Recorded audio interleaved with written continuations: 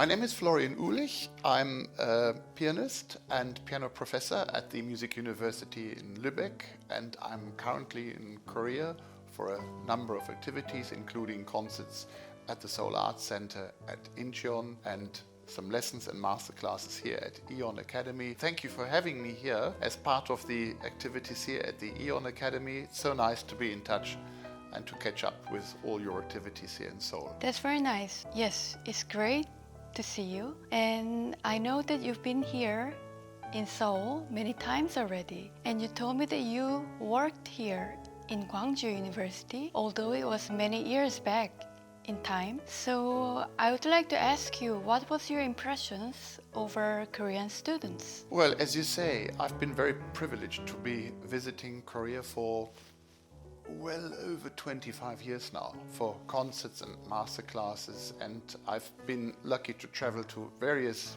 places and cities in Korea. That's the one part of it, and the other part of it is that, of course, in the German music scene we have quite a few gifted Korean students at the music universities, young people who are just starting on their professional lives as pianists. Okay, so to make it short, in your opinion, does it matter or does it affect the result of the video screening whether the video recording was made in a professional setting or like a casual setting using a handphone or just a private equipment? What is your opinion about that? Well, as you say, since COVID, we've now gone over to have a two-tier system as part of the entrance exams, and we still have the situation that the first round is a video recording.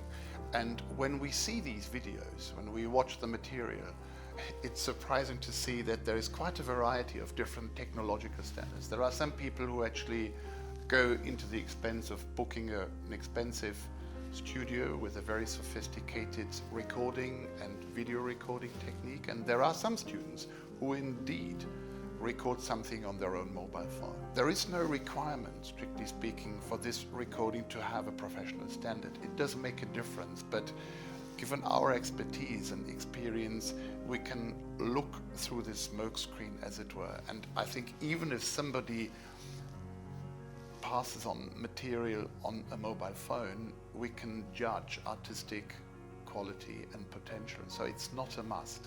Of course it helps, but then the dangerous thing is that very often a performance that's taking place in a professional recording studio can make things look and sound nicer than they actually are. So, and over the years, we've gathered quite a bit of experience, and now we'll be able to go through this, through the cosmetic thing, as it were, and really be able to judge what does the student have to offer in terms of where they are with their performance, with their expertise, with their technical skills, and with what they have to say. And that even comes through if it's done on inferior quality recordings. Okay, so it says it does not permit any editing, but people still do it? It's difficult for us to really prove the point, but the rules, at least in Lübeck, are that within each movement or each piece, you're not allowed to edit, but you are allowed to use different takes on different pieces. So we have situations, for instance, where we see students sending in tapes where they wear different clothes. But that's quite all right if, for instance, they play a Bach prelude in fugue in some sort of gear and then they return on another day and they record a Beethoven sonata.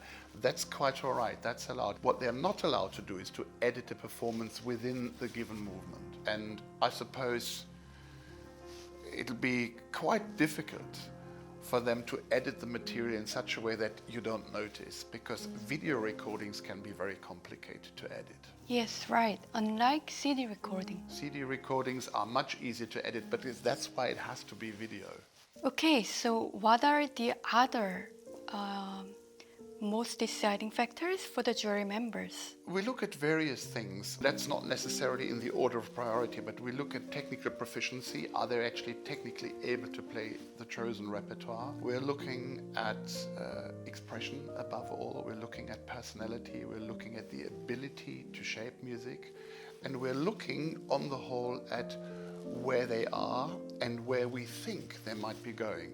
And that's not easy to judge, but there is something that will let you read the artistic and pianistic potential, though it's only a glimpse of what they do. And very often the reality is that students try and make contact before, and they come in for a private lesson or a master class or a consultation lesson. And that's very useful for them and for us, because it gives us a chance to meet the person and to see how they respond in a lesson situation. Because after all, we as professors are making a decision to commit ourselves to working together for 2, or in the case of a bachelor program, 4 years. So we do want to make sure that whoever gets chosen really has the potential to develop themselves over 4 years. That's quite interesting. This is quite a spontaneous question, but I would like to ask you this. Let's say there is a student, a young student, who is technically quite well developed, but emotionally quite poorly charged, let's say. And then another student at the same age is technically not so well developed. He's at a basic or just medium, so moderately developed yet, but he's full of musical instinct and very much emotionally charged. Then who do you think that the most of the jury members would pick? And what about you yourself? I think it's difficult to break it down. We're very lucky that we have a lot of applications, and we always end up with the chosen few who accomplish both disciplines, who are technically proficient and who also have something to say on a musical level. If we feel that there are very apparent deficiencies in terms of the playing technique, then this would be somebody we would not choose. Likewise, if we feel there is somebody who plays well from a technical point of view but who has very little to say, then that also might be somebody we may not ask to appear in person for the second round.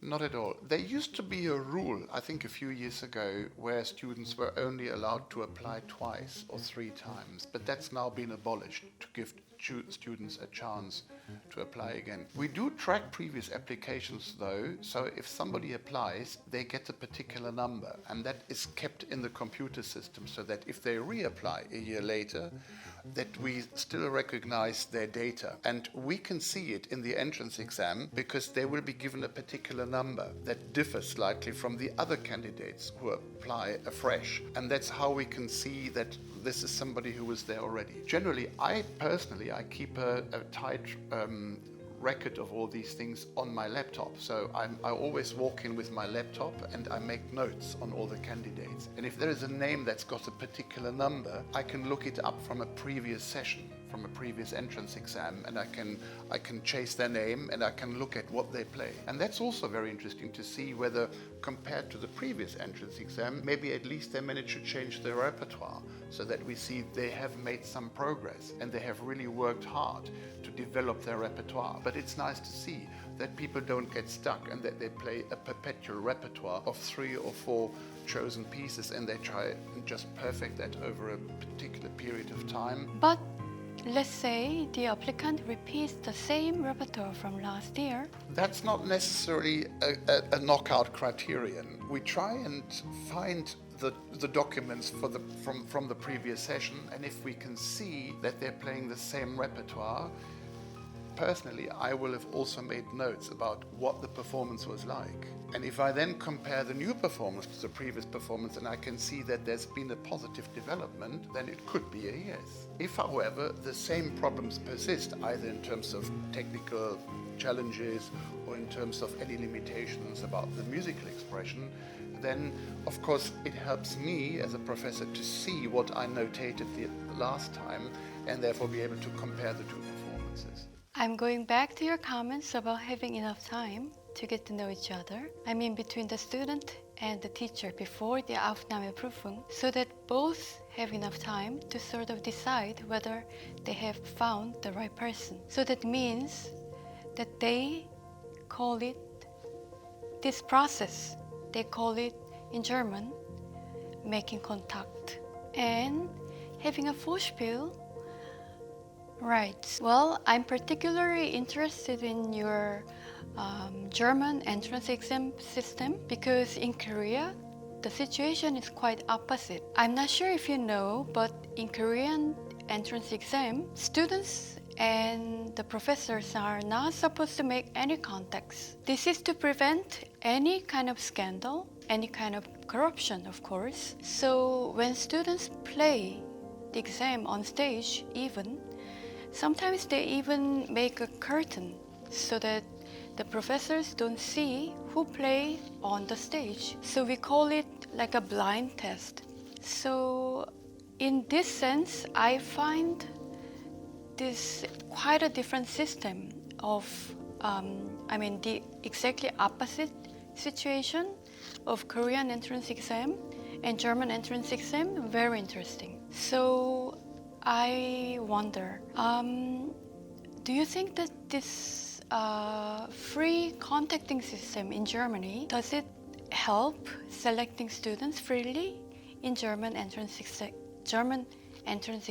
Of course, I'm very much in favor of that because it's not a one-way street. It's very important to understand for us as professors that the students have a choice too. We have just in Germany 24 music colleges and plus all the other conservatoires in the UK, in Austria, in Scandinavia, in the States and so forth. And we do have to realize that students have a choice and they don't necessarily have to study with me. So it's very important for them as well to have a sort of feeling out session and see whether they like me and my teaching style or whether they like the environment of the chosen university, which is really important because the students too and their parents are making a significant contribution and commitment to educating themselves. And therefore they have to be happy. I fully support that. And when there's somebody who sends me an email and says they are asking for a so-called Vorspiel or a consultation lesson, then I try and answer every single request and always try and integrate every single one and also give them an opportunity, in addition to that private lesson, to sit in for a day or two and to do what we call Hospitation. That means to sit in and listen to when I teach all the other students who are already in my class, because that might be interesting too. Let's not forget, students who come to play for me are under a lot of stress and they may not be able to really judge the reality of the teaching situation fully. So that's why I think it's very useful that once they've done their bit, they can sit down and they can observe the other lessons and also sort of continue to observe what the teacher has to say, to also get a feeling of what the general level in the class is, and get a feel also of the personal chemistry in the class. Do I really want to be part of it? Do I feel welcome? Do I feel this is a nice environment where I want to commit myself for learning and developing my skills for the next 4 years? These are very important questions and students have that choice and we want to support them in making that choice and giving them a fair picture of who we are and what we have to offer. And questions are always welcome. For those European students who live in European countries, it is easier for them to make contacts to European professors and just come and visit them and make contacts and play for them. It's quite easy for them geographically. But on the other hand, for those students who live in Asian countries, it is quite not easy because it's geographically is quite a distance, and as you know, distance means equals money. So that is a big disadvantages that Asian students have to bear with. So would you accept, in that sense, online lessons or online master classes from Asian students? It does happen quite a bit. So I do get emails from students in Korea, in Japan, in China, in Brazil, for instance, just recently. And these are places that, as you say, are very far away. And the people won't be able to travel to Germany and meet me well before the entrance exam. So by all means, yes, that's where we can work online. And we have learned a lot from the COVID days. So at home I have quite high-tech equipment with a video camera, with very good loudspeakers, with a microphone, which lets me do at least an informative initial session online. And once they have placed their application and they have passed the video round, and then they get invited to perform in person, they would typically not arrive on the day of their entrance exam. That's when there could be, in fact, an opportunity for a personal meeting. So this is something that I observe happens quite a few times recently. It's been lovely to perform here at this beautiful venue. It felt like being reminded of what these pieces were first conceived for, when they were first written. Of course, I play this in major concert halls, but let's not forget that a lot of the pieces written by Schumann and by Brahms were written for a more intimate atmosphere, like in a salon, which was a very popular concept in the 19th century. And it's nice to be able to share this intimate music in an intimate scene here. And I was very impressed with your audience here. They were a very attentive small crowd, and surely knew a lot about piano performances and the repertoire, and I found them highly appreciative, and I had a really wonderful time and very much enjoyed that concert here. Okay, Florian, so I know that you've done a lot of album projects. So would you like to elaborate on it a little bit for me? Well, I've done probably about 30 albums for my label that I'm very closely associated with. That's Hensler Classic, and probably another 20 on various other labels, especially for chamber music collaborations when I choose to work with artists who are on other labels. All the projects that are particularly important for me have been for Hensler Classic, and I first started collaborating with them, I think it was in 2002 or 2003, which was a recording of the complete works for piano and orchestra by Dmitri Shostakovich. So we had recorded the two piano concertos and the concertino, opus 94. And a few years later, I did a Beethoven disc, and that's really when that collaboration started to flourish. I think this was back in 2007. And then we started preparing the 200th anniversary of Robert Schumann back in 2010, and embarked on a project to record the complete works by Robert Schumann for piano solo and for piano and orchestra. And when I say complete, I mean complete. So every single note this genius has written was recorded, including versions and truncated versions and various sketches of everything that he produced in the creative process to the finished result. As we all know, there are two versions of things like the Davidsbündler Tänze, and we thought there are two versions of the Symphonic Studies Opus 13, when in fact there are three, and there are various other sketches and interesting formats on the creative path. So we ended up with a whole box when it finally came out about 2 or 3 years ago of 19 CDs altogether. Wow, that's really a lot of it. I mean, humongous work. And it took you about 10 years or 12 years? It took us 12 years. Yes, you're right. It was supposed to take us 10 years, but then we needed another 2 because on the way we discovered more interesting things and more sketches. For instance, there's one, and all these discs have particular themes or topics. One is called Schumann and the Counterpoint, which I think is volume 7. And it was supposed to be one disc.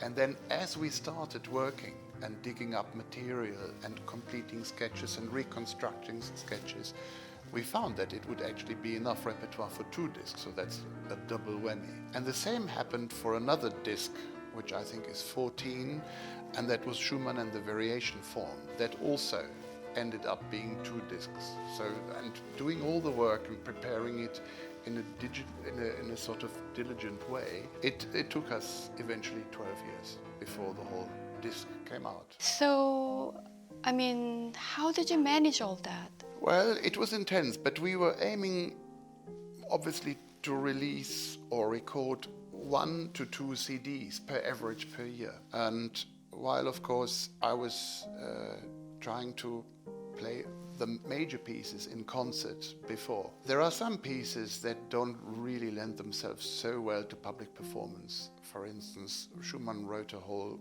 series of small fugues and preludes and so forth, more or less for study purposes. And then there are, of course, the two rather wonderful books of the Album für die Jugend, Album for the Young. And while that is fabulous repertoire, it may not be so brilliantly suited to being performed in the concert context. So I did not play those in public before, but I took it straight to the studio. But the majority of other pieces, of course, the big ones, the war horses, I did play. And I have played them before the recording project started as well. And I felt quite comfortable to take them to the studio. And being very fortunate to work with an outstanding team of producer and sound engineer, we got there in the end. I mean, having that kind of colleagues is such a blessing. How did you like comparing solo performance and giving chamber music work? I mean, how do you compare them? You mean in the recording context or? In the recording context, it's a different, the recording chamber music has its tricky aspects because depending on who you play with, but it's not just one person who's got to get it right, but it's two or three or four. And intonation for strings and also for woodwinds can be a challenging aspect. So on the piano, you have to make sure that every single take you deliver is as perfect as could possibly be, because you may very well record the same take 3 or 4 times and the violin or the cellist hasn't quite got it yet. That can be a tricky thing in the editing process, that eventually the producer has to pick something that makes sense for the violin, but is maybe not such a great take on the piano. So it's about pushing around that blanket and making sure that everyone is happy in the end. And that requires great experience and enthusiasm and focus in the recording studio. That is true. I mean, playing together is quite a tricky job, but you managed it quite successfully. Congratulations, Florian. The last question is, what is your advice for the aspiring Korean students who want to study in the German Hochschule? Oh, that's such a difficult question to answer, because I know everyone is hoping for her, really. Yeah. I wish I knew the answer. I think my advice to Korean students, or in fact to any other students throughout the world who are trying to embark on a program of studies in Germany, is obviously work hard. And I think that's what people have always done when they start the piano. But I think what helps is to actually try and stick your neck out and establish some contact with the German hemisphere, and maybe go and visit the country and try and attend master classes, get to know some of the professors to get a feel of what might be waiting for you and which professor might be suitable for your needs. So do look around, do try and attend master classes, establish a personal contact, talk to friends. We have very welcoming departments and international relation offices that help with all matters concerning the entrance exam, the process of getting there, the process of settling in, finding accommodation, also finding work, being integrated into the fabric of the music university. But I think it's about trying to make the contact first and getting a good feel. So your answer actually leads me to the last question. This is our signature question. So Florian, what is the piano to you? That is a very philosophical question. The piano is something for me that's always there. It's like a friend. It's like a partner that forms the real sort of bed of my life. It's the whole ground of what my life is about, in all sorts of different ramifications, whether it's as a teacher, or whether it's as a performer, whether it's as a recording artist, whether it's doing interviews like we're doing now and talking about what I do. It's like a friend. It's like the fuel also that drives your life with its many different possibilities. Thank you, Florian, for the great interview. It was such an intelligent interview.